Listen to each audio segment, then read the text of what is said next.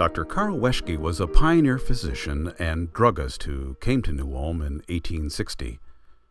From the time of his arrival in New Ulm until 1867, he was one of the few physicians for miles around, and the only doctor in town in the early hours of the fighting during the Dakota War. Weschcke opened the Pioneer Drugstore in 1868 and watched it grow into one of downtown's most important businesses.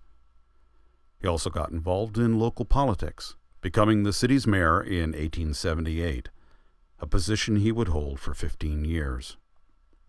So it was the best of times for Dr. Weschcke, until in the summer of 1881, New Ulm's greatest natural disaster struck.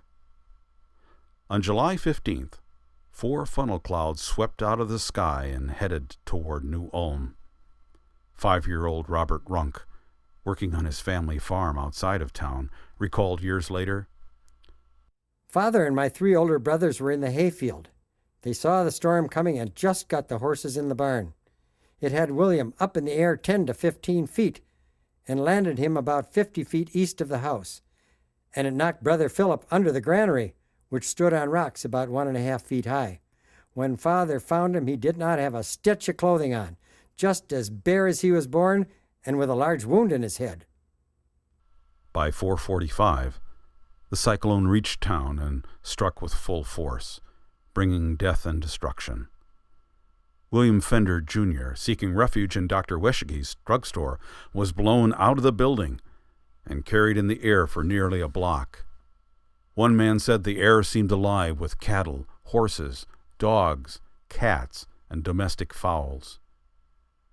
But within 10 minutes it was all over. 5 were dead and 53 injured. Hundreds of homes suffered damage, with nearly 40 totally destroyed. Churches lost roofs and steeples. Howenstein's brewery was leveled. Some storefronts, including Dr. Weschcke's, were demolished. As word of the devastation spread across the country, donations poured into the city, although Rochester, Minnesota reportedly telegraphed back that it was probably God's punishment for New Ulm's sins.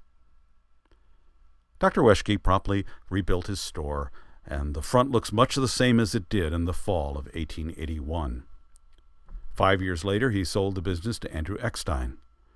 Among the new owner's upstairs tenants were a trio of talented artists, Christian Heller, Anton Gog, and Alexander Schwendinger.